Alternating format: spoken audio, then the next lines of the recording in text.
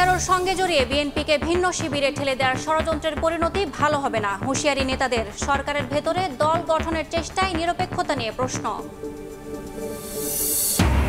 অবাধ নির্বাচনের মধ্য দিয়ে সম্পন্ন হবে গণতন্ত্রে উত্তরণের প্রক্রিয়া, দাভোসে প্রেস সচিব। ভূ রাজনৈতিক সুবিধা নিতে আসিয়ানের সদস্য হওয়ার চেষ্টায় বাংলাদেশ।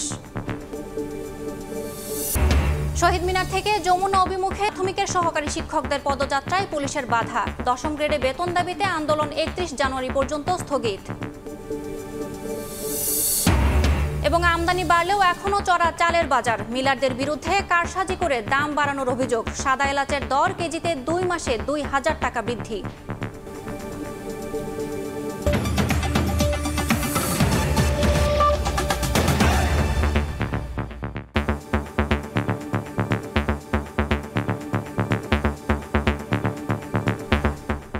প্রবাসের সময় সঙ্গে আছে আমি ইয়াসমিন অনন্যা। বিএনপিকে ভিন্ন শিবিরের দিকে ঠেলে দেওয়ার অপচেষ্টা চলছে দাবি করে বিএনপির স্থায়ী কমিটির সদস্য মির্জা আব্বাস বলেছেন, ষড়যন্ত্র করে ফায়দা হাসিলের চেষ্টা করলে তাদের পরিণতি ভালো হবে না। এদিকে দলটির আরেক নেতা রুহুল কবির রিজভী বলেছেন, অন্তর্বর্তী সরকারের ভেতর থেকে রাজনৈতিক দল গঠনের চেষ্টা চলছে। জন আকাঙ্ক্ষা পূরণের বিপরীতে রাজনৈতিক দল গঠনের চেষ্টায় সরকারের নিরপেক্ষতা নিয়ে প্রশ্ন উঠেছে বলেও দাবি তার। বিএনপির প্রতিষ্ঠাতা ও সাবেক রাষ্ট্রপতি জিয়াউর রহমান এবং বিএনপি চেয়ারপারসন বেগম খালেদা জিয়ার কনিষ্ঠ পুত্র আরাফাত রহমান কোকোর 10ম মৃত্যুবার্ষিকীতে বনানী কবরস্থানে নেতাকর্মীরা সমাধিতে ফুল দেন বিএনপির সিনিয়র যুগ্ম মহাসচিব অ্যাডভোকেট রুহুল কবির রিজভী। এ সময় কোকোর রুহের মাগফিরাত কামনায় দোয়া ও মোনাজাত অনুষ্ঠিত হয়। পরে গণমাধ্যম কর্মীদের রুহুল কবির রিজভী বলেন, উপদেষ্টাদের মধ্য থেকে কিংস পার্টি গঠনের চেষ্টা চলছে। কেন হাসিনার কথার পুনরাবৃত্তি হবে যে আগে সংস্কার পরে নির্বাচন? উপদেষ্টাদের মধ্যে থেকে চেষ্টা করা হচ্ছে যে একটা কিংস পার্টি করার। তাহলে তো সরকারের নিরপেক্ষতা নিয়ে জনগণ প্রশ্ন করতেই পারে। এদিন নয়াপল্টনে বিএনপির কেন্দ্রীয় কার্যালয়ে দোয়া ও আলোচনা অনুষ্ঠানে অংশ নিয়ে বিএনপির স্থায়ী কমিটির সদস্য মির্জা আব্বাস বলেন, বিএনপি নতুন করে 1/11-র পায়তারা করেনি। ওই সময় সবচেয়ে ক্ষতিগ্রস্ত হয়েছে বিএনপি নেতাকর্মীরা। 1/11 ভয়াবহ পরিণতি, এটা বিএনপির চাইতে কেউ বেশি ভোগ করে নাই। বিএনপিকে যারা ভিন্ন শিবিরে ঠেলে দিয়ে ফায়দা হাসিলের চেষ্টা করছেন, এটার পরিণতি কিন্তু ভালো হবে না। এদিকে ঢাকা রিপোর্টার্স ইউনিটিতে আরেক অনুষ্ঠানে বিএনপির ভাইস চেয়ারম্যান শামসুজ্জামান দুদু বলেছেন, উপদেষ্টারা বিএনপির সমালোচনা করতে গিয়ে শুধু গণতন্ত্রের বিরোধিতাই করছেন না, বরং পরোক্ষভাবে ফ্যাসিবাদকে সমর্থন করছেন। বিএনপিকে সমালোচনা করতে গিয়ে যে আপনি পরোক্ষে গণতন্ত্রের সমালোচনা করছেন, ফ্যাসিবাদের পক্ষে চলে যাচ্ছে, এটা কি আপনি খেয়াল করেছেন? দিন মোহাম্মদ সাব্বির, সময় সংবাদ, ঢাকা।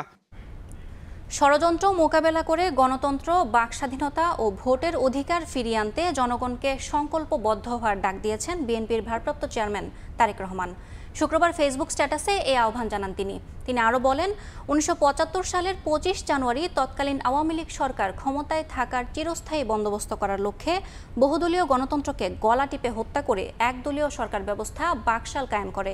এই ব্যবস্থা কায়েম করতে গিয়ে তারা সংসদে বিরোধী মতামতকে উপেক্ষা করে গায়ের জোরে 4র্থ সংশোধনী আইন পাশ করে। একদলীয় শাসন দীর্ঘায়িত করার অলীক স্বপ্নে শুধু গণতন্ত্রই নয়, দেশের ঐক্য, সংহতি ও সার্বভৌমত্বকে সংকটাপন্ন করতেও দ্বিধা করেনি আওয়ামী লীগ। বিরোধী দলের প্রতি আচরণ কখনোই সভ্য রীতিনীতি অনুসরণ করেনি দলটি। অবাধ ও সুষ্ঠু নির্বাচনের মধ্য দিয়ে সম্পন্ন হবে গণতন্ত্রে উত্তরণের প্রক্রিয়া। শুক্রবার সুইজারল্যান্ডের দাভোসে ওয়ার্ল্ড ইকোনমিক ফোরামের বার্ষিক সম্মেলনের ফাঁকে কথা বলেন প্রধান উপদেষ্টার প্রেস সচিব শফিকুল আলম। তিনি আরও জানান, ভূ রাজনৈতিক সুবিধা নিতে আসিয়ানের সদস্য হওয়ার চেষ্টা করছে বাংলাদেশ। বাংলাদেশ যে ডেমোক্রেটিক ট্রানজিশনে আছে, সেই ট্রানজিশনটা কমপ্লিট হবে একটা ফ্রি ফেয়ার ইলেকশনের মাধ্যমে। আসিয়ান লিডাররা সবাই এসে স্যারের সাথে দেখা করেছেন। আসিয়ানে আনোয়ার ইব্রাহিম ছিলেন। যে করেই হোক বাংলাদেশকে আসিয়ানের মেম্বার করতে হবে।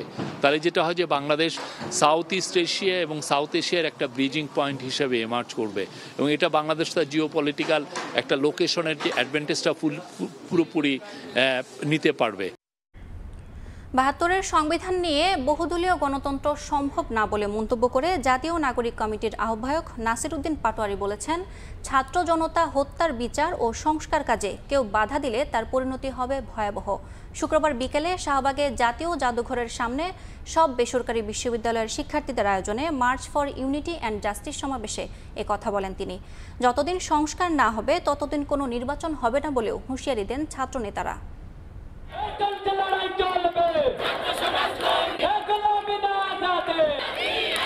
জুলাই গণ অভ্যুত্থানের পর প্রথমবার ছাত্র সমাবেশ করল বেসরকারি বিশ্ববিদ্যালয়গুলোর শিক্ষার্থীরা। রাজধানীর শাহবাগে March for unity and justice সমাবেশে ছাত্রনেতাদের অভিযোগ, জুলাই বিপ্লবে আহতদের চিকিৎসা ও পুনর্বাসন না করে স্বৈরাচারের দোসরদের পুনর্বাসনের পায়তারা করছে একটি চক্র। জুলাই ঘোষণাপত্রের নামে প্রহসন চলছে অভিযোগ করে নেতারা বলেন, গণহত্যার বিচার এবং সংস্কার না হওয়া পর্যন্ত দেশে কোনো নির্বাচন হবে না। কোনোভাবে যদি এই ছাত্র নেতৃত্বকে মাইনাস করার চক্রান্ত করা হয়, বাংলাদেশের ছাত্র শ্রমিক জনতা পুনরায় রাজপথে নেমে আসবে। তারা যদি এই সকল ছাত্র হত্যার বিচার না করতে পারে, আওয়ামী লীগ দোসরদের শাস্তির আওতায় না আনতে পারে, তা আপনারা দয়া করে পথ থেকে সরে আসুন। প্রধান অতিথির বক্তব্যে জাতীয় নাগরিক কমিটির আহ্বায়ক নাসির উদ্দিন পাটোয়ারি বলেন, ৭২-এর সংবিধান দিয়ে বহুদলীয় গণতন্ত্র সম্ভব নয়। গণহত্যার বিচার ও সংস্কার কাজে বাধা দিলে প্রতিহত করার হুঁশিয়ারি দেন তিনি। একদলীয় সংবিধানের ৭২-এর সংবিধানের মধ্য দিয়ে বহুদলীয় গণতন্ত্র বাংলাদেশে প্রতিষ্ঠা করা অসম্ভব। এখানে যদি বিচার প্রক্রিয়া এবং সংস্কার প্রক্রিয়ার মধ্যে কেউ যদি বাধা সৃষ্টি করতে চায়, দেশীয় এবং আন্তর্জাতিক ক্ষেত্রে কোনো ষড়যন্ত্র করতে চায়, আপনারা সবাই মাঠে প্রস্তুত থাকবেন। এখনো গুপ্ত হত্যা চলছে অভিযোগ করে সরকারকে আইন শৃঙ্খলা রক্ষায় কার্যকরী ভূমিকা রাখার আহ্বান জানান ছাত্রনেতারা। সমাজ বিনির্মাণের দিকে আমরা অগ্রযাত্রাতে সবাই ঐক্য। সাদিকুর রহমান, সময় সংবাদ, ঢাকা। ফ্যাসিবাদের পুনর্বাসন রুখতে ফ্যাসিবাদ বিরোধী শক্তির মধ্যে বিভক্তি না করে ঐক্য গড়ে তোলার আহ্বান জানিয়েছেন বৈষম্য বিরোধী ছাত্র আন্দোলনের আহ্বায়ক হাসনাত আব্দুল্লাহ। শুক্রবার সন্ধ্যায় কুমিল্লার দেবিদ্বারে মতবিনিময় সভায় এই আহ্বান জানান তিনি। আমাদের মধ্যে এখন বিভক্তি, এটা কিন্তু কোনো জাতীয় আমাদের কোনো ইতিবাচক বার্তা দেয় না, বরং ফ্যাসিবাদ বিরোধী শক্তিগুলোর মধ্যে যদি কোনো বিভাজন তৈরি হয়, সেটা আবার ফ্যাসিবাদের পুনর্বাসনের পথকে উন্মুক্ত করে দিবে। ফ্যাসিবাদের পুনর্বাসনের পথকে উন্মুক্ত করে দিতে না চাইলে আমাদের জাতীয় ঐক্যবদ্ধ থাকার আর কোনো বিকল্প নাই। পরবর্তী বাংলাদেশ বিনির্মাণের জন্য আমাদেরকে ঐক্যবদ্ধ থাকতে হবে। ভারতে বসে বসে আমাদেরকে বলে আমরা নাকি পালানোর জায়গা পাবো না, মানে তারাই পালায় আসে, এখন পালায় থাকা তারাই আমাদেরকে বলে পালানোর জায়গা পাবো না। তো এটা খুবই হাস্যকর। আপনারা গুজব থেকে আপনারা সাবধান থাকবেন। কথায় কথায় যারা জামায়াতে ইসলামীকে বিদেশে চলে যেতে বলতো, তারাই দেশ থেকে পালিয়েছে বলে মন্তব্য করেছেন দলটির আমির ডাক্তার শফিকুর রহমান।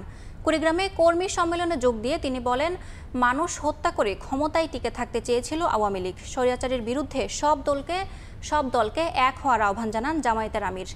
এদিকে রাজধানীতে এক অনুষ্ঠানে দলটির সহকারী সেক্রেটারি জেনারেল বলেন, গোজামিলের ভোটার তালিকায় নির্বাচন হলে দেশের মানুষ মানবে না।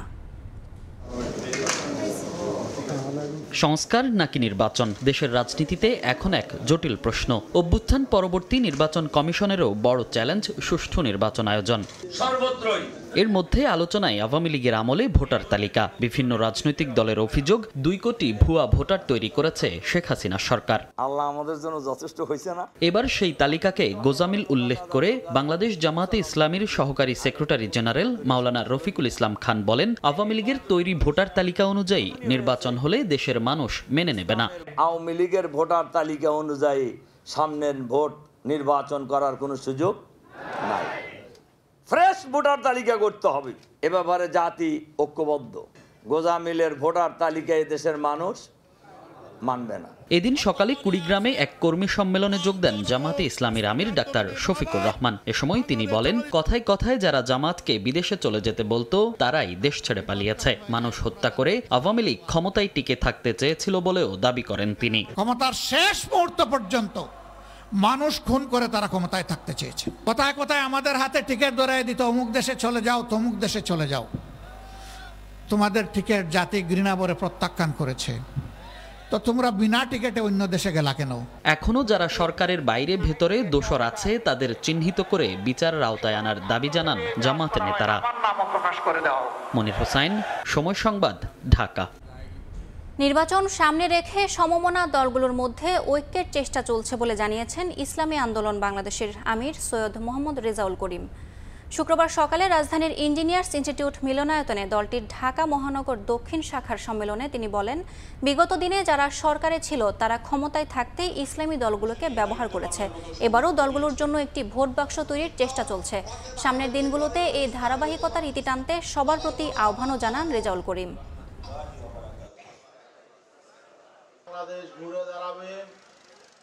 তারা বারবার আমাদেরকে বিভিন্ন মুখ রোচক সুন্দর সুন্দর কথার মাধ্যমে আমাদেরকে অনেক আশা আকাঙ্ক্ষা দেখিয়ে আমাদেরকে বারবার তারা ব্যবহার করেছে। বাংলাদেশের ভিতরে যে ইসলামের দলগুলো রয়েছে, সমমনা দল, আমরা সবাই আলহামদুলিল্লাহ নির্বাচনের সময় যেন ইসলামের পক্ষে একটা বাক্স পাঠাতে পারি, এই চিন্তা, এই উদ্দেশ্য নিয়ে আমরা কিন্তু বিভিন্ন পর্যায়ে কাজ করতেছি এবং বর্তমানে চলমান রয়েছে। 18 দিন চিকিৎসা নিয়ে লন্ডন ক্লিনিক থেকে আজ তারেক রহমানের বাসায় যাবেন বিএনপি চেয়ারপারসন বেগম খালেদা জিয়া। ছেলের বাসায় থেকে বেগম জিয়ার চিকিৎসা চলবে বলে জানিয়েছেন তার ব্যক্তিগত চিকিৎসক AZM জাহিদ হোসেন। তিনি আরও জানান, বেগম জিয়ার লিভার প্রতিস্থাপনের বিষয়ে মেডিকেল বোর্ডের চিকিৎসকরা এখনও কোনো সিদ্ধান্ত নেননি। তার বয়স ও স্বাস্থ্যের বিষয়ে বিবেচনা করে পরবর্তী সিদ্ধান্ত নেওয়া হবে। বর্তমানে ওষুধের মাধ্যমে যে চিকিৎসা চলছে সে বিষয়ে লন্ডন ক্লিনিক ও যুক্তরাষ্ট্রের জনস হপকিন্স মেডিকেল কলেজের চিকিৎসকরা একমত হয়েছেন বলেও জানান বিএনপি চেয়ারপারসনের ব্যক্তিগত চিকিৎসক। এর আগে গত 8 জানুয়ারি বেগম খালেদা জিয়া লন্ডনে উন্নত চিকিৎসার জন্য যান।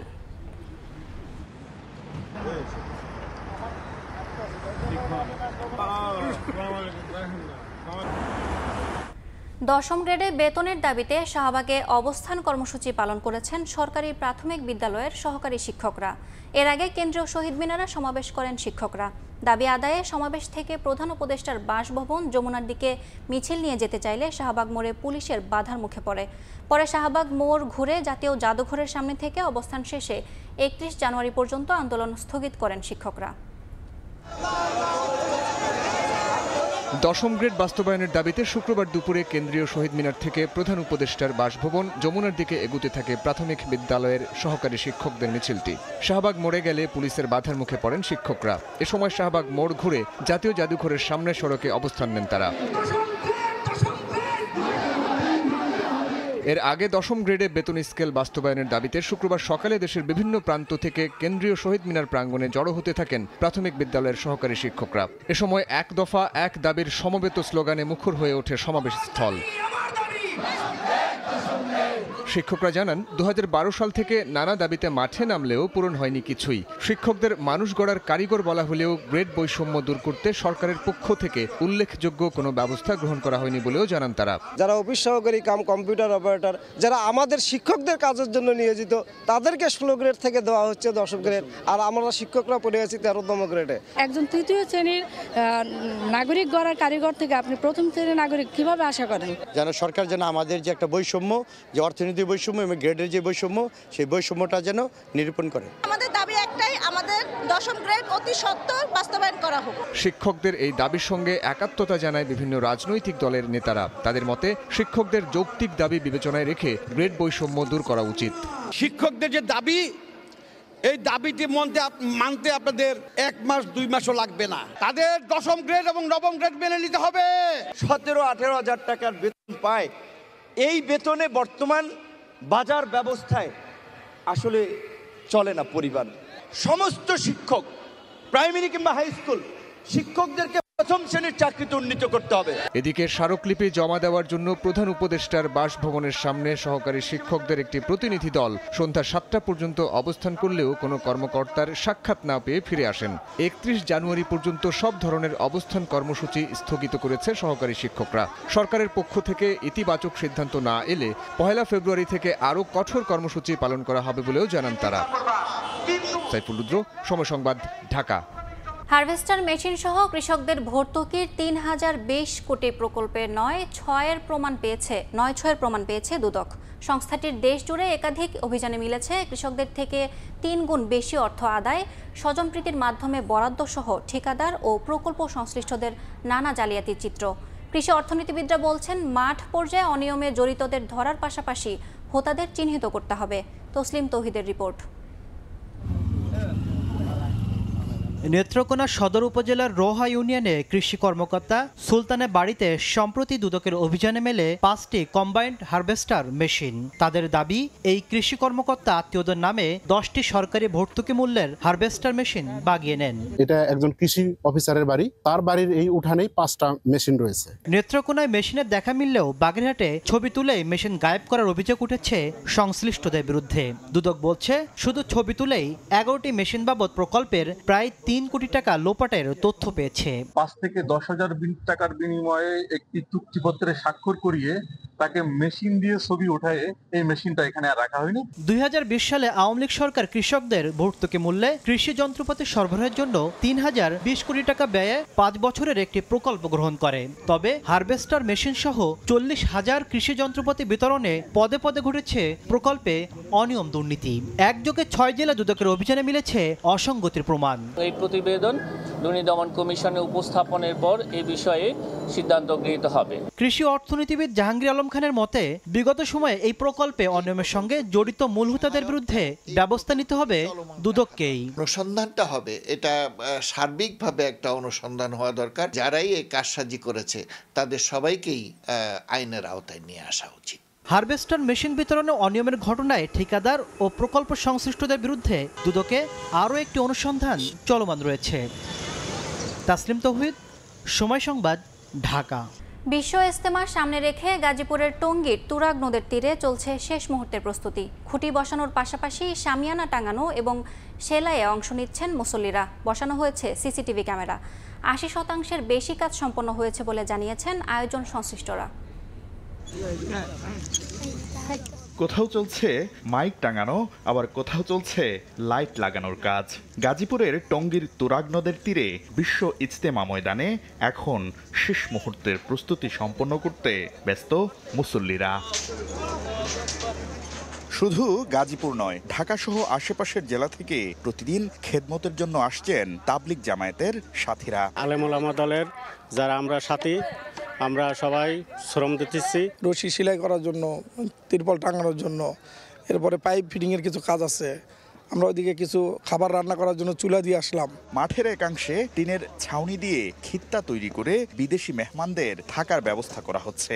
আনন্দের সাথে একমাত্রের সাথে আপনার কাজটা ধরে একসাথে করে নিয়ে নিতেছে। সবাই যখন একত্রে সমাবেশ হবে তখনই আমাদের এই মেহনতটা সাকসেসফুল হবে। এদিকে ইজতেমার মাঠের নিরাপত্তা নিশ্চিতে বসানো হয়েছে সিসি ক্যামেরা। তুরাগের 2 তীরের মুসল্লিরা যাতে নির্বিঘ্নে যাতায়াত করতে পারেন সেজন্য নদের উপর নির্মিত হচ্ছে অস্থায়ী পন্টন। আর ইতোমধ্যেই 80%-এরও বেশি কাজ সম্পন্ন হয়েছে বলে জানালেন আয়োজন সংশ্লিষ্টরা। 10% কাজ বাকি আছে, তা আলহামদুলিল্লাহ এই 10% কাজ ইনশাল্লাহ ইজতেমার আগে ইনশাল্লাহ আশা করি শেষ হয়ে যাবে ইনশাল্লাহ। অনেকে লোক আছে রাত্রে 12 ঘন্টা ডিউটি করছে, ডিউটি করে এখনো ঘুমায় নাই। আমরা কাজ করতে শুধু আল্লাহকে রাজি খুশি করার জন্য। আগামী 31 জানুয়ারি থেকে শুরু হচ্ছে জুবায়েরপন্থীদের বিশ্ব ইজতেমার প্রথম পর্ব। শাকির আহমেদ, সময় সংবাদ, টঙ্গী, গাজীপুর। আমদানির পরও নিয়ন্ত্রণহীন চালের বাজার। কেজিতে 10 থেকে 12 টাকা বেড়ে আপাতত স্থির থাকলেও মৌসুমের নতুন চালের দেখা মিলছে না বাজারে। বিক্রেতাদের অভিযোগ, পুরনো চালের মজুদ থাকার পরও কারসাজি করেই দাম বাড়াচ্ছে মিলাররা। এদিকে রান্নার অন্যতম অনুষঙ্গ সাদা এলাচের দাম 2 মাসে কেজিতে বেড়েছে প্রায় 2000 টাকা। কিছুটা কমতির দিকে ব্রয়লার মুরগি ও সবজির দাম। মেয়েদের কারসাজির কারণে বড় বড় ব্যবসায়ীদের চেন্ডিগেটের কারণে কিন্তু বাজারটা নিয়ন্ত্রণে আসছে না। চালবাজারে নিয়ে কথা বলছিলেন রাজধানীর কারণ বাজারের চালপট্টির ব্যবসায়ীরা। শুক্রবার এ বাজারে উপচে পড়া ভিড় থাকলেও বিক্রি কমেছে চালের। সম্প্রতি কেজিতে 10 থেকে 12 টাকা বেড়ে যাওয়াই কারণ বলে জানান তারা। আর দাম বাড়তে বাড়তে 28 মিনিকেট, নাজিরশাইল সবটার দর গলা পর্যন্ত উঠেছে ঠিকই, কিন্তু আমন মৌসুমের নতুন চাল বা আমদানি করা চালের সরবরাহ কম বলে দাবি বিক্রেতাদের। কারসাজির আঙ্গুল তুলছেন মিলারদের দিকেই। এটা বাড়ার কোনো প্রশ্ন ওঠে না। বাড়ার একমাত্র প্রশ্ন হলো কিছু কনজিউমার কোম্পানি, এদের কারণে বাড়ছে। বড় বড় কোম্পানিরা নিয়ে যাচ্ছে, নিজেদের প্যাকেটে করে মাল দিচ্ছে মার্কেটে। সিন্ডিকেট কোন জায়গায় চাঁদা হয় ওই জায়গাটি আটকাতে হবে। মশলার বাজারে রয়েছে অস্বস্তি। জিরা, দারুচিনি, লবঙ্গের দাম মোটামুটি থাকলেও ঊর্ধ্বমুখী এলাচ। 2 মাসে 3500 টাকার ভালো মানের সাদা এলাচের দাম বেড়ে হয়েছে 6000 টাকা। পরিস্থিতি নিয়ন্ত্রণে শক্ত মনিটরিং এর দাবি বিক্রেতাদের। 3200 টাকা যে এলাচ ছিল সেটা 5200। এটার জন্য সরকারকে আরো একটু ভালোভাবে কেয়ারনেস হতে হবে। এদিকে সপ্তাহ ব্যবধানে মুরগির দাম কমেছে কেজিতে 10 টাকা। সোনালী 320 ও ব্রয়লার বিক্রি হচ্ছে 190 টাকা দরে। বিয়া শাদী, পিকনিক এগুলো একটু কমে আসছে, কারণ মালের দামও কমতেছে। গত সপ্তাহ ব্রয়লারের দাম ছিল 200 টাকা, আজকে বেচতেছি 190 টাকা। বাজারে শিম, মূলা, ফুলকপি, বাঁধাকপি, ব্রোকলি, টমেটো, গাজর, শসা সহ বেশিরভাগ সবজি মিলছে প্রতি কেজি 10 থেকে 40 টাকায়। কাজল আব্দুল্লাহ, সময় সংবাদ, ঢাকা। যুক্তরাষ্ট্রে জন্মসূত্রে নাগরিকত্ব বাতিল করার নির্বাহী আদেশকে অসাংবিধানিক বলে মন্তব্য করেছেন ওয়াশিংটনের সিয়াটল ফেডারেল ডিস্ট্রিক্ট কোর্টের বিচারক জন কফনোর। একই সঙ্গে নির্বাহী আদেশের ওপর অস্থায়ী নিষেধাজ্ঞা দিয়েছেন তিনি।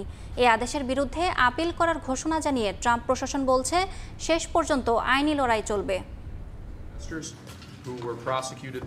দ্বিতীয় মেয়াদে যুক্তরাষ্ট্রের প্রেসিডেন্টের দায়িত্ব নেয়ার পর ডোনাল্ড ট্রাম্প যেসব নির্বাহী আদেশে সই করেছেন তার একটি জন্মসূত্রে নাগরিকত্ব আইন বাতিল সংক্রান্ত। তবে ট্রাম্পের এই নির্বাহী আদেশ চ্যালেঞ্জ করে যুক্তরাষ্ট্রের আদালতে আবেদন জমা পড়ছে। এরই পরিপ্রেক্ষিতে আদেশটিকে অসাংবিধানিক বলে মন্তব্য করেছেন ওয়াশিংটনের সিয়াটল ফেডারেল ডিস্ট্রিক্ট কোর্টের বিচারক জন কফনোর। একই সঙ্গে নির্বাহী আদেশের উপর অস্থায়ী নিষেধাজ্ঞা দিয়েছেন তিনি। ট্রাম্পের আদেশটিকে আটকে দিতে ওয়াশিংটন অঙ্গরাজ্যের অ্যাটর্নি জেনারেল নিক ব্রাউন এবং 3টি ডেমোক্রেটিক শাসিত রাজ্যের পক্ষ থেকে করা আবেদনের পক্ষে রায় দেন বিচারক কফনোর। আদালতে ট্রাম্প প্রশাসনের পক্ষ থেকে যুক্তি দেওয়া হয়, এই আদেশে রাজ্যগুলোর তাৎক্ষণিক ক্ষতি হয়েছে এবং আরও বিচার বিভাগীয় আলোচনা ছাড়াই বিচারকের সিদ্ধান্তে পৌঁছানো উচিত নয়। তবে বিচারক তার স্থগিতাদেশ দেওয়ার সিদ্ধান্তে অটল ছিলেন। নির্বাহী আদেশের উপর দেয়া অস্থায়ী নিষেধাজ্ঞার বিরুদ্ধে আপিল করার ঘোষণা দিয়ে ট্রাম্প প্রশাসন বলছে, শেষ পর্যন্ত আইনি লড়াই চলবে। নাদিম মারজান, সময় সংবাদ। যুক্তরাষ্ট্রের প্রেসিডেন্ট ডোনাল্ড ট্রাম্পের দায়িত্ব গ্রহণের পর আটক করা হয়েছে কয়েকশো অবৈধ অভিবাসীকে। মার্কিন প্রশাসন জানিয়েছে, দ্রুতই সারা দেশে ঘুরে বেড়ানো 7 লাখ অবৈধ অভিবাসীর বিরুদ্ধে নেওয়া হবে ব্যবস্থা। যুক্তরাষ্ট্র থেকে লস্কর আল মামুনের আরও একটি রিপোর্ট। যুক্তরাষ্ট্র জুড়ে অবৈধ অভিবাসীদের ধরতে চলছে অভিযান। শপথ গ্রহণের পর প্রেসিডেন্ট ডোনাল্ড ট্রাম্পের আদেশ বাস্তবায়নে মাঠে নেমেছে প্রশাসন। দেশটির ইমিগ্রেশন অ্যান্ড কাস্টমস এনফোর্সমেন্ট এরই মধ্যে কয়েকশো অবৈধ অভিবাসীকে আটক করেছে। এর মধ্যে রয়েছে বাংলাদেশিরাও। বর্ডারের দায়িত্বে থাকা টম হোমান জানিয়েছেন, জননিরাপত্তার জন্য হুমকি সৃষ্টি করে এমন অভিবাসীদের আটক করা হচ্ছে। গ্রেপ্তারকৃতদের মধ্যে অনেকের বিরুদ্ধে হত্যা ও শিশু ধর্ষণের মতো অভিযোগ রয়েছে। এ ধরনের আরও 7 লাখ অভিবাসীর বিরুদ্ধে নেওয়া হচ্ছে ব্যবস্থা, যা অভিবাসী অভয়ারণ্য নামে পরিচিত শহরগুলোতেও চলবে।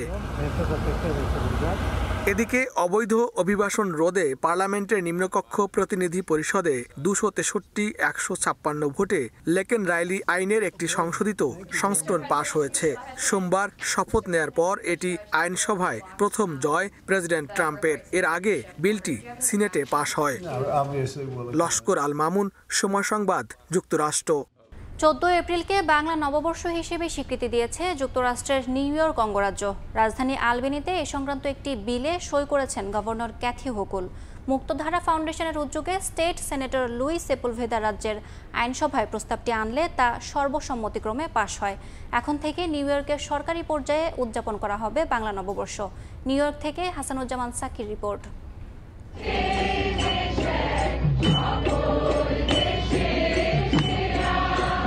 2023 সালের 14 এপ্রিল নিউ ইয়র্কের টাইম স্কয়ারে প্রথমবার নববর্ষ উদযাপন শুরু করে মুক্তধারা ফাউন্ডেশন। এরপর প্রতিষ্ঠানটি বাংলা বর্ষবরণের পাশাপাশি যুক্তরাষ্ট্রে সরকারিভাবে দিবসটি উদযাপনের উদ্যোগ নেয়। এরই ধারাবাহিকতায় নিউ ইয়র্কের আইনসভার উচ্চকক্ষ সেনেটে একটি প্রস্তাব আনেন সিনেটর লুই সেপুলভেদা। 22 জানুয়ারি প্রস্তাবটি সর্বসম্মতিতে পাশ হওয়ার পর গভর্নর ক্যাথি হোকুল তাতে স্বাক্ষর করেন। পয়লা বৈশাখ নিউ ইয়র্ক স্টেট সিনেটে পাশ হয়েছে এবং এই দিনটিকে ঘিরে সবচেয়ে বড় উন্মাদনা যেটি ঘটে নিউ ইয়র্কের টাইমস স্কোয়ারে বাংলা বর্ষবরণ, সেই বর্ষবরণ সারা পৃথিবীর মানুষের কাছে জানান দিয়েছে। এবারও 14 এপ্রিল টাইমস স্কোয়ারে বাংলা নববর্ষ উদযাপনের প্রস্তুতি শুরু হয়েছে। সেই সঙ্গে এপ্রিলের প্রথম সপ্তাহে সুবিধামতো সময়ে গভর্নর কার্যালয়েও দিবসটি পালন করবে। এ বিষয়ে মুক্তধারা ফাউন্ডেশনের প্রধান নির্বাহী জানান, বাঙালির সর্বজনীন ও সবচেয়ে বড় এ উৎসবে নিউ ইয়র্কের আইন প্রণেতারা অংশ নেবেন। এটি প্রত্যেক বাঙালির জন্য গর্বের। পয়লা বৈশাখের এই যে স্বীকৃতি, এই স্বীকৃতিটি সারা পৃথিবীর বিশ্ব বাঙালির একটা বড় স্বীকৃতি বলে আমি মনে করি। সরকারি ঘোষণাপত্রে বলা হয়, নিউ ইয়র্ক অঙ্গরাজ্যের সাংস্কৃতিক বৈচিত্র্যের স্বীকৃতি হিসেবে এবং এখানে বসবাসরত বিভিন্ন সম্প্রদায়ের মধ্যে সম্প্রীতি আরও বাড়াতে পয়লা বৈশাখকে বাংলা নববর্ষ হিসেবে উদযাপন করার সিদ্ধান্ত নেওয়া হয়েছে। হাসানুজ্জামান সাকি, সময় সংবাদ, নিউ ইয়র্ক।